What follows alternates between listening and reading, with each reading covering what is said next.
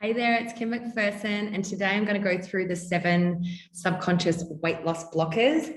Now, these are the main ones that pop up. And so a lot of times when we start a new diet or exercise regime, we have all these great intentions, we set our goals, we want to go, lose a bunch of weight or be in our healthiest ideal body, but there's things that pop up along the way.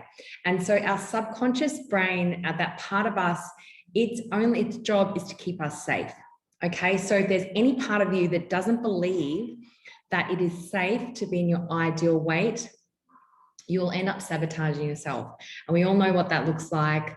We end up binge eating or emotional eating or sabotage our exercise regime or something along those lines. So the very first thing that I want to go through, the very first block, is that our feelings are stuck in the food. Okay, and so this looks like if you have that certain food that is your food kryptonite, maybe it's like peanut butter, cookies, biscuits, chocolate, that you just can't keep in the house, that keeps on winking at you from the kitchen. So this one, that means this one's a really, really easy one to, it's a really technique to work through that I work a lot through with my clients to support this. Okay, so you might have a bunch of foods and we can work through that list together if you like, and kind of, switch that subconscious that part of you, that subconscious part of you, that the feelings are stuck in that. Okay, and so that's the very first one, and that is the only one that's sort of associated with a positive memory. So you'll have some sort of positive memory of eating this specific food, maybe when you're from a childhood memory that you want to get to. The second one is that you don't want to make them feel bad.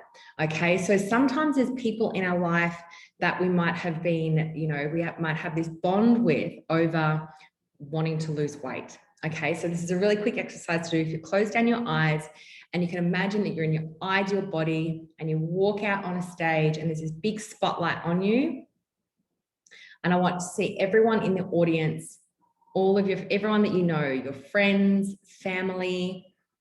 Does any of them have a kind of a pissed off look on their face? If somebody has that pissed off look on their face, that you're then into your ideal body, then that means that this one's true for you.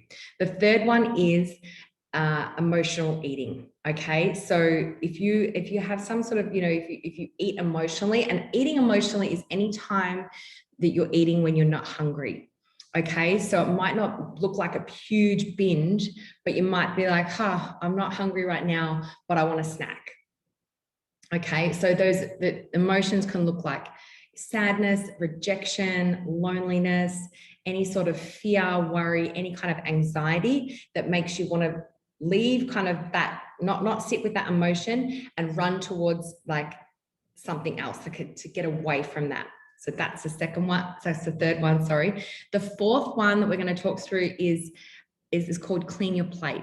So if you were told as a child that you can't get up from the table until you clean your plate, every last bit of food is off your plate. What this does, it tricks your subconscious mind into knowing when it can feel when it's full. Okay, so if you are made to eat everything on your plate as a little kid, you'll carry that on into your adult life, and then that's when you end up, then somebody might plate you up or serve you a big bowl or a big plate of something, and you'll end up eating every last piece, even though you might be full and you might think, I've had enough, but you'll still have to clean the whole plate. The fifth one is, it's called I'm too sexy. Okay, and so if there's any part of you that feels like you are unsafe, or that you'll be too sexy, or too, you'll be prey, then this one's actually the strongest one that we have. Then you will do everything in your capacity to not put on that weight. So if anyone's had any kind of sexual trauma, it doesn't mean actually physical trauma. If somebody said something to you about your developing body when you were young, then this can be true for you. Okay, so this is a great visualization. Again, now close down your eyes and just imagine that you're again in your ideal body. Maybe you're wearing some like tight clothes and you walk into a bar and you see two men coming towards you and kind of looking you up and down, if that makes you feel unsafe in any way, then this one is a block for you. But if you walk into that bar and you're like, yeah, like here I am in all my sexiness, then this might not be true for you. Okay, so the sixth one is authority figure and willpower. So if you're one of those people who thinks I have zero willpower, you might have this. If you're a rebel as a kid or as an adult also, then this is true for you. So a lot of times if our authority figure, whoever that was for you, was really kind of mean and really dictating everything and controlling, then you might have this like a subconscious belief like, screw it, I'm not going to do that thing. But now you're the adult self and you're your own authority figure. So anytime that you want to start some new diet or exercise plan, there's still that inner rebel, that inner child inside of you that'd be like, nah, I'm not going to do that. Okay. And then the last one is deprivation and pre-verbal hunger in childhood.